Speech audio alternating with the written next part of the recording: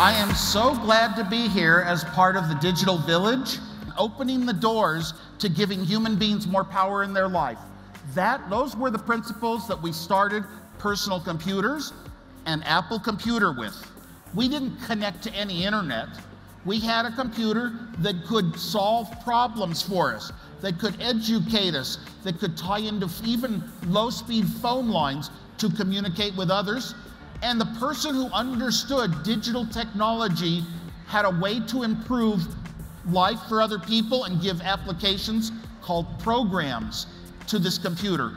So I think that even any kind of start at all in the less economically advantaged areas is good. If you give computers to a lot of young people and don't even give them instruction on how to use it, they will self-organize. They will figure out. Of course, I think the internet should be brought to everyone in the world.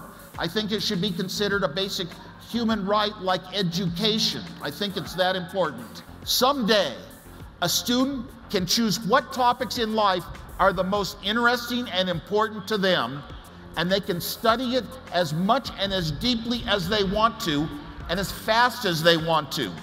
But I think you need human guidance. In the future, I am hoping the computers advance to the point that with artificial intelligence, that they act like a human, that they have feelings, that they care about you, that they look at your face, and they teach you and they guide you in the direction that you want to go. You know what? Technology is no good if it doesn't get to people.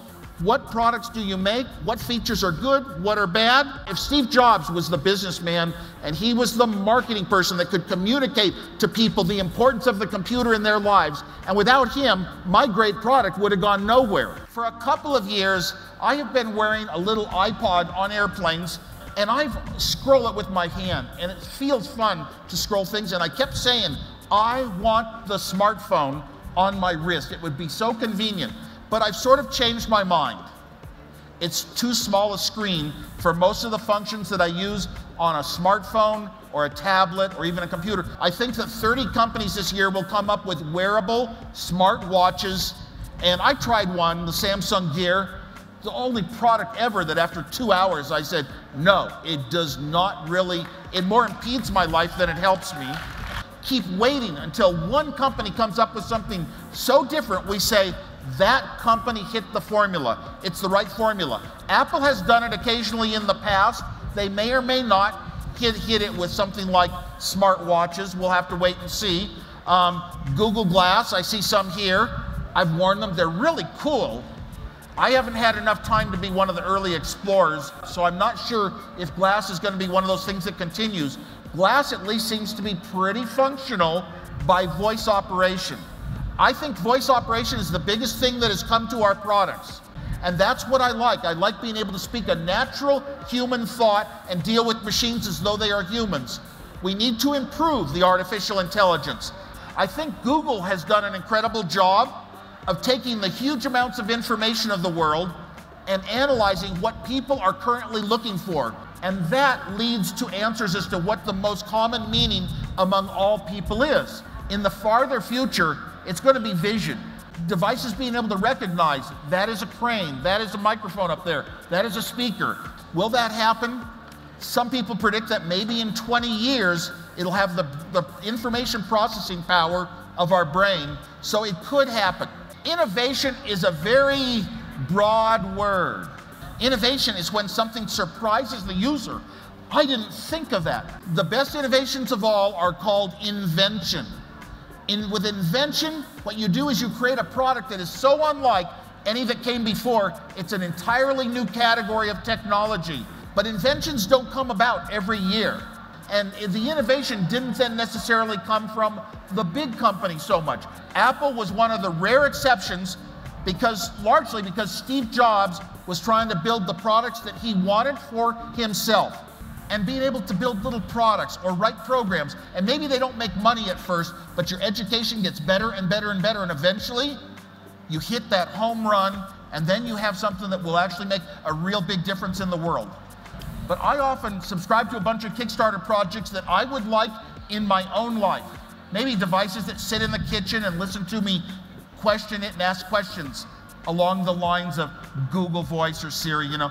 And so these are devices that I don't have time when they come in the mail to use, but I feel glad that I helped them get developed. I think this crowdsourcing, you know, really hits on a lot of ideas that large companies would not create on their own. I think that self-driving cars are going to be much safer in the future than human drivers, but not perfect. It's kind of like airplanes are much safer per mile than cars. And what a great thing. Boy, I'll tell you, that's just going to increase our productivity anymore, because we can be on our smartphones doing work. I mean, playing games while the car is driving itself. I look for that thing. But if you don't have money, we need those of us who know how to use the technology, those of us who are good teachers and don't leave somebody confused. We need to help them discover the basics of the new technology and help them use it slow, step by step by step. I would like to see more people looking for the ways to educate everyone else about how to use the technology. A computer that you can use for free, that's better than nothing. I love gadgets of all kind. Well, I don't like to hear from other people or read about it. I buy the products. I can't afford them all. Trust me, there's too many. But I buy them and I use them myself to decide, yes, this one works good. So I have a lot of Android and even Windows 8 phone products. And I just can't use Windows on a computer. I'm sorry, I've never had a taste for that. And almost all of the smartphones now are equally competent and just as easy to use, and actually just as good a feeling to use. So I can't really criticize one or the other. It's your choice. You choose, I want to be on this platform, the iPhone, or I want to be on the platform Android, or I want to be on the platform Windows because it works with my computers. My computer and my iPad and my iPhones. Good Lord, I've got 3 iPhones I like to joke about.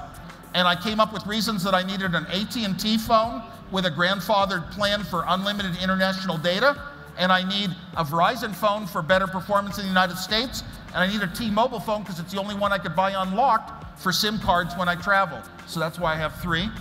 Security is an issue that we're made well aware of, but we worry about, you know, things they theft, they steal my information, my passwords. Sometimes they could get into maybe my money, and we worry about that. Those worries are going to increase, and it's because of the cloud.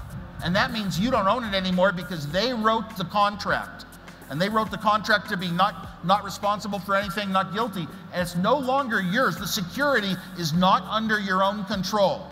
We need some kind of declaration of digital rights that explains, you know, what the rights of the consumers are. So if you have in your mind, someday I want to be a part of something important that is changing things, you know, listen to what Steve Jobs said. You know, he said that all the changes in life, the way things are today, were all created by people that were no smarter than any of us here.